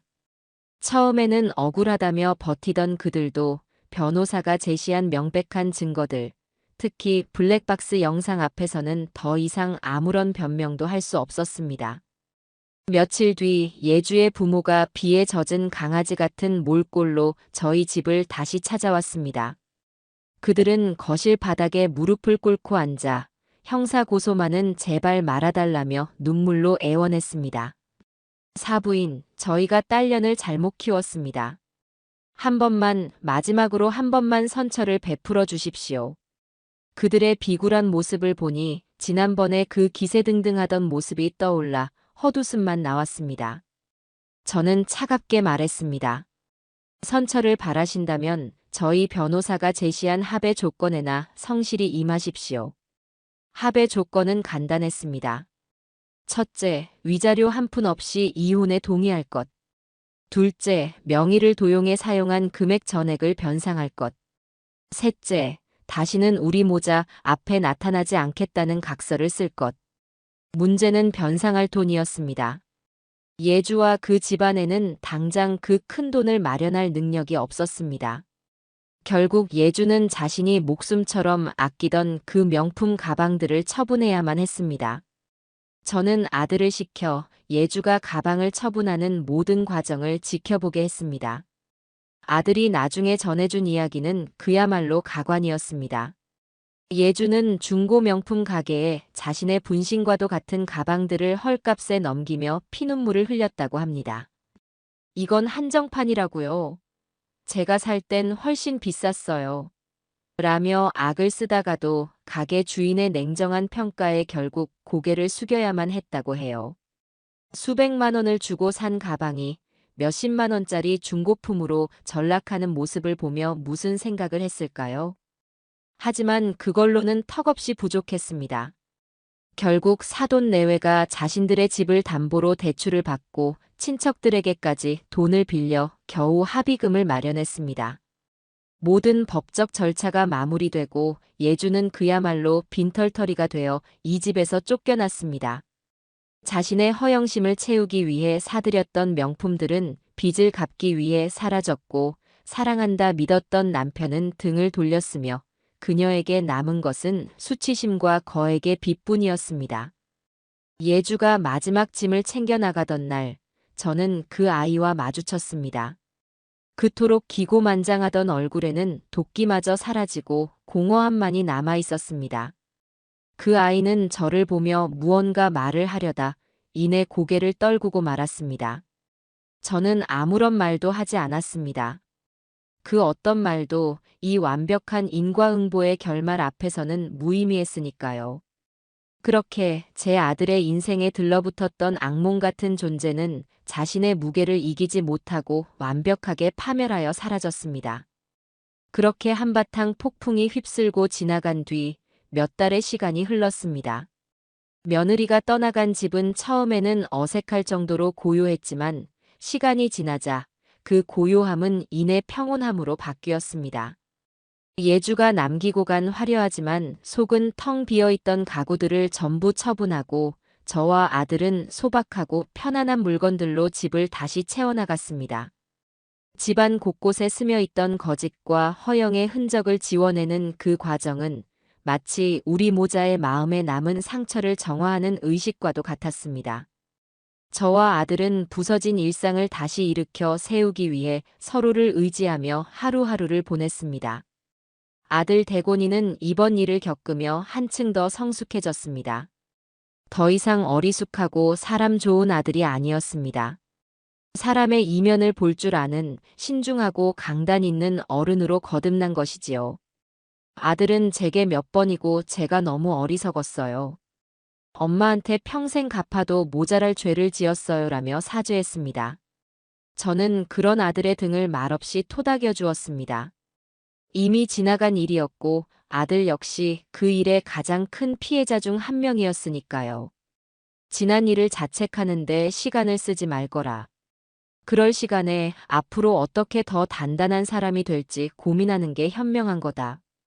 제 말에 아들은 비로소 마음의 짐을 조금은 내려놓는 듯 했습니다. 예주와 사돈댁으로부터 받은 합의금은 꽤 큰 돈이었습니다. 저는 그 돈을 어떻게 써야 할지 한참을 고민했습니다. 아들에게 돌려줄까도 생각했지만 아들은 이건 엄마 돈이에요. 엄마가 겪은 고통에 대한 보상이니 엄마를 위해서 쓰세요라며 극구 사양했습니다. 저는 고민 끝에 제 평생의 꿈을 이루는데 그 돈을 쓰기로 결심했습니다. 젊었을 적부터 작은 한식당을 차려 정성 가득한 밥을 사람들에게 대접하는 것이 제 오랜 꿈이었거든요. 저는 아들과 함께 발품을 팔아 동네 어귀에 아담한 가게 하나를 얻었습니다. 그리고 봉순이네 밥집이라는 소박한 간판을 내걸었지요. 가게를 준비하는 동안 아들은 자기 일처럼 발벗고 나섰습니다. 인테리어 업자와 함께 도면을 그리고 주방 기구를 고르러 시장을 누비고 구청에 가서 필요한 서류들을 발급받는 일까지 도맡아 해주었습니다. 아들의 든든한 지원 덕분에 가게는 제 생각보다 훨씬 더 근사하고 아늑한 공간으로 탄생했습니다. 가게를 여는 과정은 힘들었지만 하루하루가 즐겁고 보람찼습니다. 새벽 일찍 시장에 나가 가장 신선한 재료를 고르고 정성을 다해 육수를 끓이고 나물을 무쳤습니다. 제 음식 솜씨가 어디 가는 것은 아니었는지 가게는 금세 입소문이 나기 시작했습니다. 자극적이지 않고 어머니가 해준 집밥처럼 정갈하고 따뜻한 맛이 난다며 손님들이 하나둘 늘어났습니다. 처음에는 동네 어르신들이 주로 찾아오셨는데 나중에는 젊은 직장인들과 아이들을 데리고 온 부부들까지 손님들의 연령층도 다양해졌어요. 점심시간이면 가게는 언제나 손님들로 북적였고 잘 먹었습니다. 정말 맛있었어요. 하는 인사를 들을 때마다 저는 세상을 다 가진 것처럼 행복했습니다. 아들은 퇴근 후에 매일같이 가게에 들러 저의 허드렛 일을 도왔습니다. 무거운 쌀자루를 나르고 설거지를 하고 늦은 밤에는 저를 집에까지 바래다 주었지요. 우리는 함께 땀 흘려 일하며 지난날의 상처를 조금씩 치유해 나갔습니다. 모자의 관계는 이전보다 훨씬 더 깊고 단단해졌습니다. 그러던 어느 날 저녁이었습니다. 가게 마감을 준비하며 그날 남은 음식물 쓰레기를 정리해 내놓으러 뒷문으로 나섰을 때였어요. 제 가게와 등을 맞대고 있는 허름한 고깃집 주방에서도 누군가 쓰레기통을 들고 나오고 있었습니다. 어두워서 처음에는 누군지 몰랐는데 희미한 가로등 불빛 아래 드러난 그 얼굴을 보고 저는 순간 숨을 멈췄습니다. 허름한 유니폼을 입고 화장기 하나 없는 초췌한 얼굴. 바로 한예주였습니다. 그 아이 역시 저를 발견하고는 손에 들고 있던 쓰레기통을 바닥에 쿵 하고 떨어뜨리고 말았습니다. 예전에 화려하고 오만하던 모습은 온데간데 없고 삶에 지친 기색이 역력한 그저 평범한 중년 여인의 모습이었습니다. 그 순간 예주가 일하던 고깃집 안에서 주방장으로 보이는 남자가 튀어나왔습니다. 아니, 이 아줌마가 진짜 그걸 쏟으면 어떡해. 손은 느려 터져가지고 매사에 똑 부러지는 구석이 없어. 남자는 예주를 향해 거친 막말을 쏟아냈습니다. 예주는 아무런 대꾸도 하지 못하고 고개를 푹 숙인 채 바닥에 쏟아진 쓰레기를 허둥지둥 다시 주워 담기 시작했습니다. 그 모습을 저는 가만히 서서 지켜보았습니다. 그리고 예주가 떨리는 눈으로 저를 올려다보았을 때 우리 두 사람의 눈이 정면으로 마주쳤습니다. 그 눈에는 경악과 수치심, 그리고 알 수 없는 원망 같은 감정들이 뒤섞여 있었습니다. 그 아이는 마치 귀신이라도 본 사람처럼 화들짝 놀라더니 더러워진 쓰레기통을 끌고 허둥지둥 어둠 속으로 사라졌습니다. 저는 그 초라한 뒷모습을 잠시 동안 말없이 바라보았습니다. 그 모습을 보며 통쾌함이나 연민 같은 감정은 들지 않았습니다. 그저 모든 것이 제자리로 돌아갔다는 담담한 생각만이 들 뿐이었습니다. 허영과 거짓으로 쌓아올린 성은 언젠가 무너지기 마련이고 남에게 고통을 준 자는 언젠가 그 대가를 치르게 된다는 세상의 당연한 이치를 다시 한번 확인했을 뿐입니다. 저는 더 이상 그 아이의 그림자를 좇지 않았습니다. 대신 제 가게 안으로 시선을 돌렸습니다. 그곳에는 저를 걱정스러운 눈으로 바라보는 듬직한 제 아들이 있었고 저의 정성으로 채워진 따뜻하고 아늑한 공간이 있었습니다. 이것이 바로 제가 제 손으로 직접 일궈낸 저의 진짜 행복이었습니다. 아들, 이제 그만 정리하고 집에 가자. 내일 아침 장사하려면 일찍 들어가서 쉬어야지. 제 말에 아들이 환하게 웃으며 대답했습니다. 네, 엄마. 저희는 나란히 가게 문을 잠그고 정다운 이야기를 나누며 집으로 향했습니다. 밤하늘에는 별이 총총히 빛나고 있었습니다. 저는 그 별들을 바라보며 조용히 생각했습니다. 진정한 복수는 상대를 파멸시키는 것에서 끝나는 것이 아니라 그 상처를 딛고 일어나 내가 더 행복해지는 것임을. 그리고 저는 제 인생에서 가장 완벽한 복수를 이뤄낸 것이었습니다.